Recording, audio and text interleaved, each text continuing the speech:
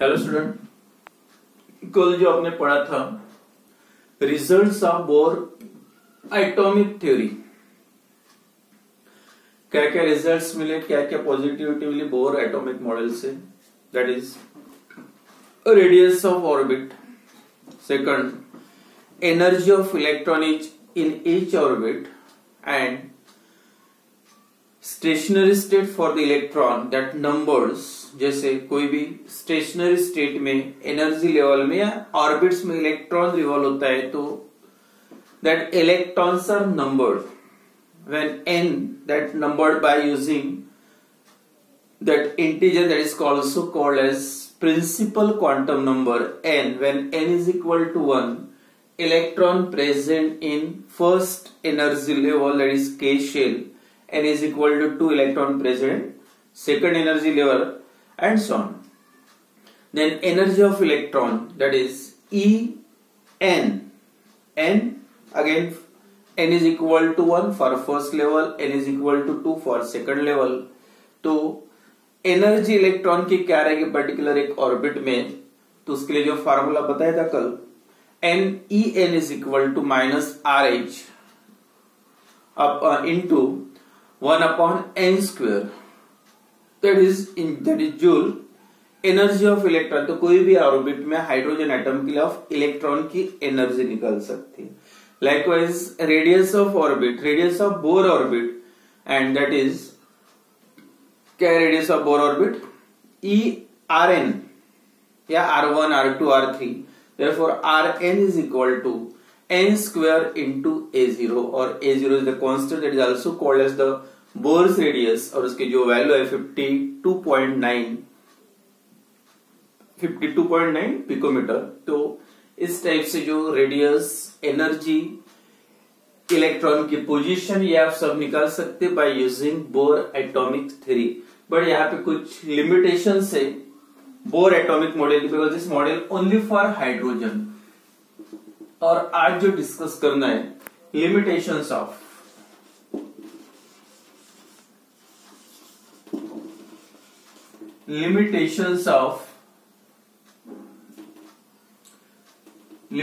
Of Bohr atomic theory. तो जो भी लिमिटेशंस है, जो सबसे important, this model only for a hydrogen atom, that is atom containing single electron. यानी एटम में अगर सिंगल इलेक्ट्रॉन, एक ही इलेक्ट्रॉन प्रेजेंट है, तो उसी टाइप के एटम के लिए बोर ने मॉडल प्रपोज किया था। तो उसी के हिसाब से कुछ लिमिटेशंस है। Number 1, according to Bohr atomic model, atomic spectrum, जो भी एटॉमिक स्पेक्ट्रम का उसके पहले क्लास में बताया था, एटॉमिक स्पेक्ट्रम का मतलब क्या है? व्हेन एनी एटम या matter expose to the light, expose to the radiation, then that matter absorb that radiation and transfer to the excited state. और जब एब्जॉर्ब करने के बाद वो एटम एक्साइटेड स्टेट में जाएगा, then emits that absorbed radiation in the form of light, and that light is called as a spectrum. तो ये जो स्पेक्ट्रम है लाइट के, हाइड्रोजन के स्पेक्ट्रम है। तो जब हाइड्रोजन के स्पेक्ट्रम का ऑब्जर्वेशन हुआ, तो अकॉर्डिंग टू बोर मॉडल जो भी स्पेक्ट्रल लाइन्स है, जो हाइड्रोजन एटॉमिक स्पेक्ट्रम या लाइन स्पेक्ट्रम ऑफ हाइड्रोजन आपने पढ़ा है, तो जो भी लाइन्स होते हैं स्पेक्ट्रम के, that is a individual single lines according to Bohr model. But actually when this spectrum of hydrogen atom, line spectrum of hydrogen atom that observed under the spectrophotometer, जब उसको स्पेक्ट्रोफोटोमीटर के अंदर observe किया गया, then that lines are not a single line, individual lines are not a single line, but that line, ऐसे जो lines थे, spectral lines थे, that not a single one, but it consists of several fine lines lying together. इस type की जो splitting है, also called the hyper fine splitting. तो जो लाइंस की स्प्लिटिंग एक लाइन नहीं होती, उसके डिवाइड होकर बहुत सारे स्प्लिटेड लाइंस है, that type of splitting could not be explain by this Bohr model. तो इसमें लिमिटेशन क्या है बोर मॉडल का, फेलियर क्या है? अकॉर्डिंग टू बोर मॉडल जो भी स्पेक्ट्रल लाइंस थे, that is a single individual lines, single lines चाहिए थे, but actually that lines are not single one, but it consists of several fine lines. That type of splitting is also called the hyperfine splitting, and that type of hyperfine splitting could not be explained by this Bohr model. तो ये जो पहला limitation है Bohr model का, तो उसने जो भी अकॉर्डिंग टू बोर मॉडल वो जो लाइंस होना चाहिए था single, but actually that's lines are not single but it consist of several fine lines. Limitation number 2, this model Bohr atomic theory explain the atomic spectrum of for only hydrogen. Only hydrogen के लिए other atom, मतलब this model fails to explain the atomic spectrum of atom other than hydrogen. Hydrogen छोड़ के बाकी कोई भी element, कोई भी एटम के लिए मॉडल जो एटॉमिक स्पेक्ट्रम है उसने एक्सप्लेन नहीं किया. This model only explain the atomic spectrum of hydrogen and hydrogen like species but fails to explain the atomic spectrum of atom containing more than 1 electron. मतलब जिस atom के पास एक से ज्यादा इलेक्ट्रॉन्स हो तो वो एटम के लिए उसका एटॉमिक स्पेक्ट्रम का जो एक्सप्लेनेशन बोर ने नहीं दिया था. It only explain the atomic spectrum of hydrogen and hydrogen like species. Hydrogen like species का कल जो मैंने एक्सप्रेशन दिया था, hydrogen that contain single electron, और हाइड्रोजन लाइक का जो लिथियम है, कल एग्जांपल बताया था, लिथियम है, हेलियम, लिथियम, बेरिलियम. कंडीशन क्या है? हाइड्रोजन लाइक्स का मतलब that must contain single electron. जैसे हेलियम का एटॉमिक नंबर 2 है, इट कंटेन 2 इलेक्ट्रॉन. अगर हाइड्रोजन लाइक्स उसको बनाना है तो उसके पास भी कितना सिंगल इलेक्ट्रॉन होना चाहिए. तो एटॉमिक नंबर 2 है, 2 इलेक्ट्रॉन है, तो एक इलेक्ट्रॉन रखने के लिए एक इलेक्ट्रॉन निकालना पड़ेगा. एक इलेक्ट्रॉन कम करोगे तो एक पॉजिटिव. तो ये this species become hydrogen like. तो ये इसका एटॉमिक स्पेक्ट्रम एक्सप्लेन कर सकते because this the hydrogen like species.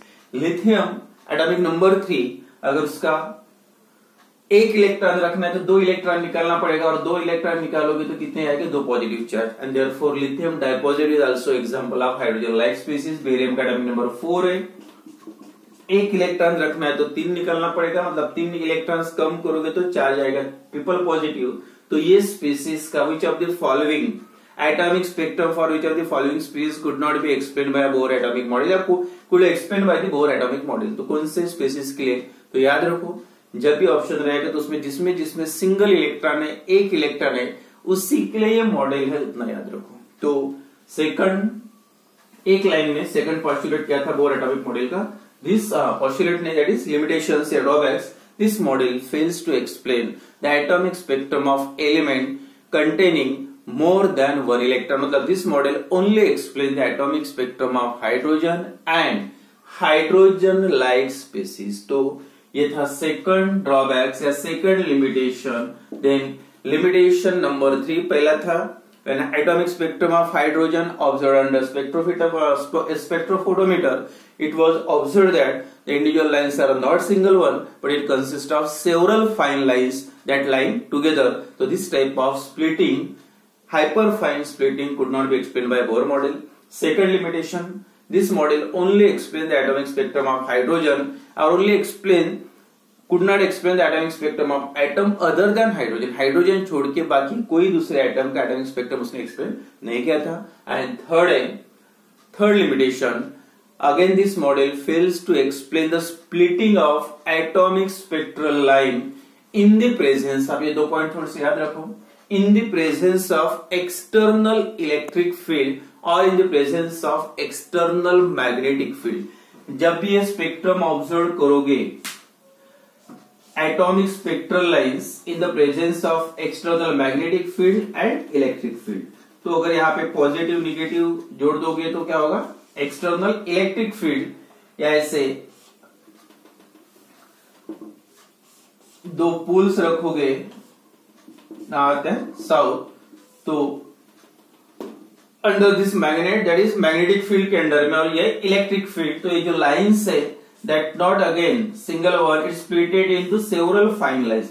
This type of splitting of atomic spectral line in the presence of electric field that is called as Stark effect, और इसको बोलते हैं magnetic field के under में line का जो स्प्लिटिंग होना that is called as the Zeeman effect. Zeeman's effect.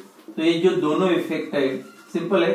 Splitting of atomic spectral line in the presence of electric field, that is called the Stark effect, and splitting of atomic spectral line in the presence of that is magnetic field, that is called the Zeeman effect.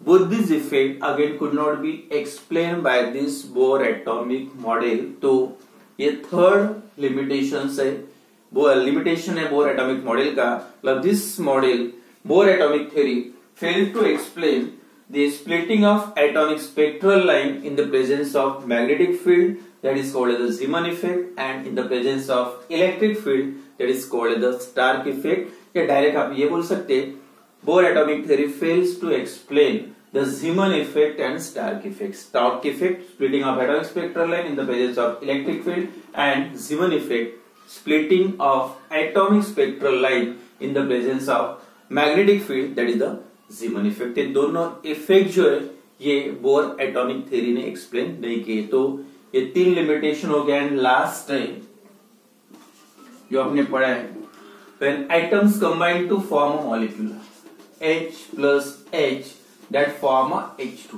तो दो hydrogen combine होकर molecule form होता है. मतलब ability of atom, एक हर atom की एक ability होती है to combine to form molecule. Atom combines to form molecule. और ये क्यों कंबाइन होते हैं ये आपने पढ़ा होगा.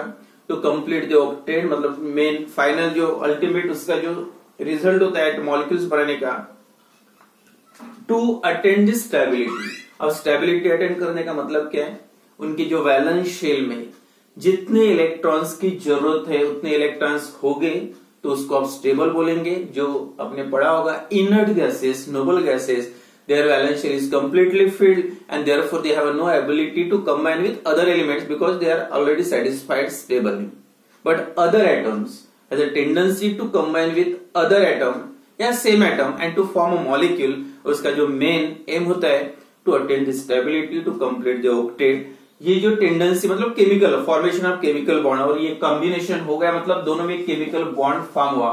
ये जो एबिलिटी होती है एटम की ये भी बोर मॉडल ने एक्सप्लेन नहीं किए. तो this theory fails to explain the ability of atom to form molecule by chemical bonding. Chemical bonding से जो अलग अलग टाइप्स के बॉन्ड्स होते हैं, chemical bond, ionic bond, covalent bond वगैरह, तो जो बॉन्ड फॉर्म करते हैं दो एटम में बॉन्ड फॉर्म होता है, मॉलिक्यूल बन जाता है, एटम कन्वर्टेड टू मॉलिक्यूल.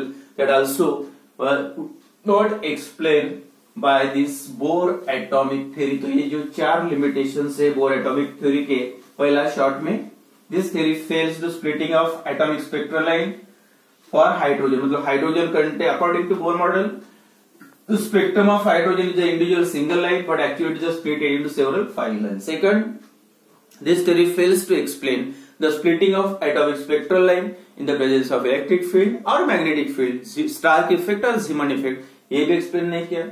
या this model only explain the splitting of atomic spectrum for only hydrogen.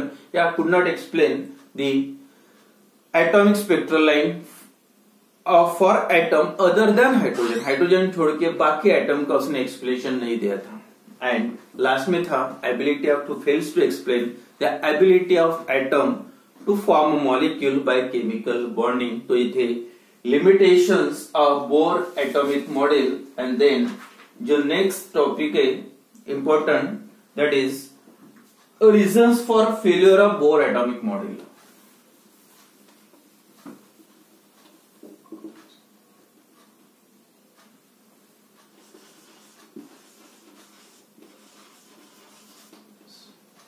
Reasons for failure of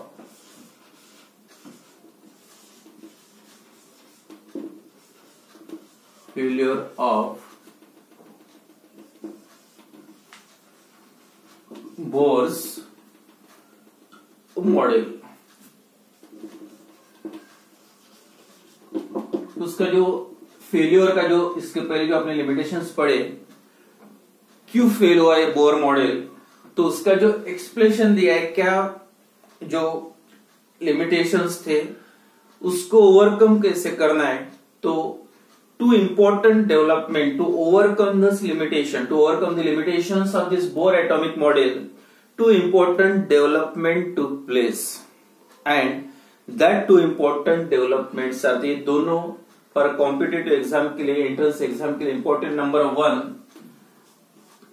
दो जो इंपॉर्टेंट डेवलपमेंट है, ये उसका जो बेस पकड़ के आगे एक्सप्लेनेशन दिया है और ये जो पॉइंट्स थे लिमिटेशंस के वो क्लियर हुए. That is 1 de Broglie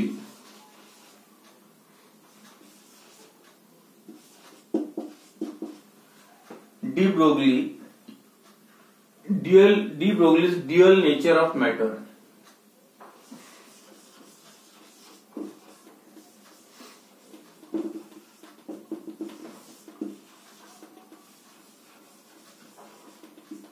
De Broglie's dual nature of matter, and second, number 2,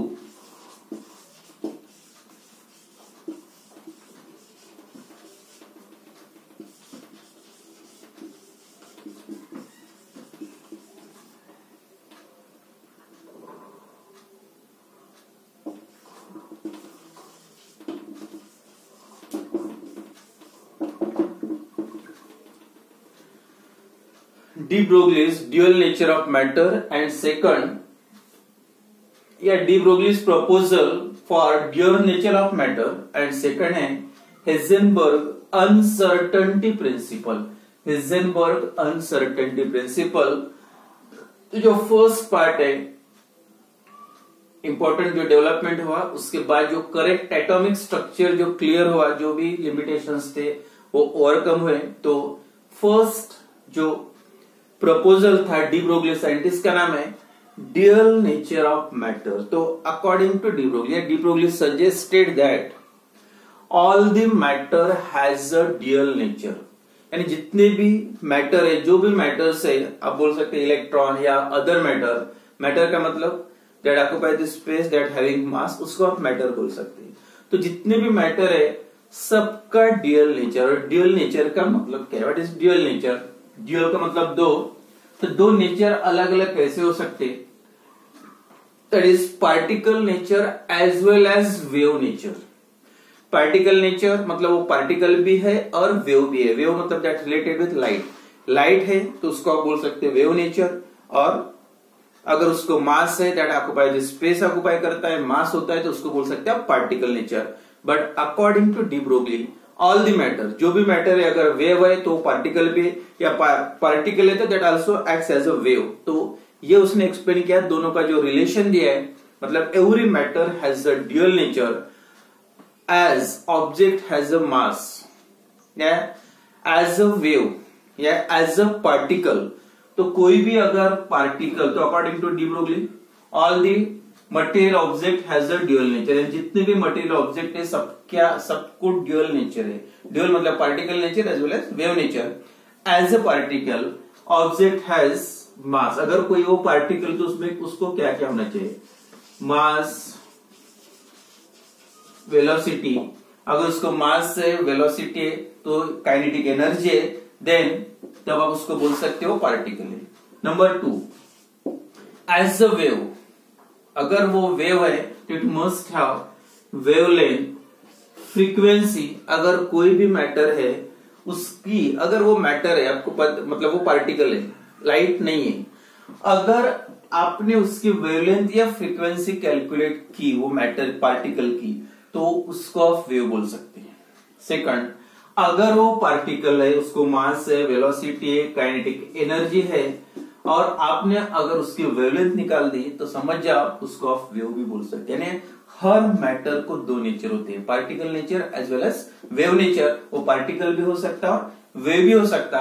and therefore de Broglie give the relationship between this two nature. यानी हर मैटर को दो नेचर है, एंड दैट गिवन बाय, मतलब momentum है कोई भी particle को, मोमेंटम प्रेजेंट है मतलब पार्टिकल को होता है, और same momentum associated with the wave. तो अगर दोनों को प्रेजेंट है तो इसका मतलब वो पार्टिकल भी होता है और वेव भी होता है. And therefore de Broglie give the relationship between this two nature by the equation, and this equation is also called the de Broglie equation. Lambda मतलब wavelength is equal to h by mv, और mass into velocity is also equal to momentum p. तो this equation is called as de Broglie's equation. तो इसका मतलब ये तो Planck's constant है, constant रहेगी, लेकिन यहाँ पे देखो अगर कोई भी सब्सटेंस है, मैटर है, उसको मास है, वेलोसिटी है, तो आप उसकी वेवलेंथ निकाल सकते हैं। या कोई पार्टिकल का उसकी वेवलेंथ पता है, जैसे लाइट है उसकी वेवलेंथ पता है, वेलोसिटी पता है, तो अब उसका मास निकाल सकते हैं। यानी ये इक्वेशन का यूज करके अगर वो वेव है तो उसका मास निकाल सकते हैं, मतलब it also acts as a particle. जैसे इलेक्ट्रॉन है, इलेक्ट्रॉन की आप वेवलेंथ भी निकाल सकते हैं। इलेक्ट्रॉन तो मास है, ऑलरेडी वो पार्टिकल है, मास कितना होता है 0.00055 वगैरह आपको पता है, तो मास भी है। अब यही मास पुट करो, इलेक्ट्रॉन की वेलोसिटी फिक्स है, h तो प्लैंक कांस्टेंट है, उससे आप वेवलेंथ भी निकाल सकते हैं। इलेक्ट्रॉन की अपनी वेवलेंथ भी निकाल दी, मतलब वो वेव है। मास निकाल दिया, मतलब पार्टिकल है। तो इस टाइप से हर मैटर का आप वेवलेंथ भी निकाल सकते, मास भी निकाल सकते। तो इसका मतलब ये है every matter has a dual nature, that is particle nature as well as wave nature. तो ये पहला जो डेवलपमेंट का पॉइंट था, उसको ओवरकम करने के लिए de Broglie equation, then Heisenberg uncertainty principle कर देते हैं।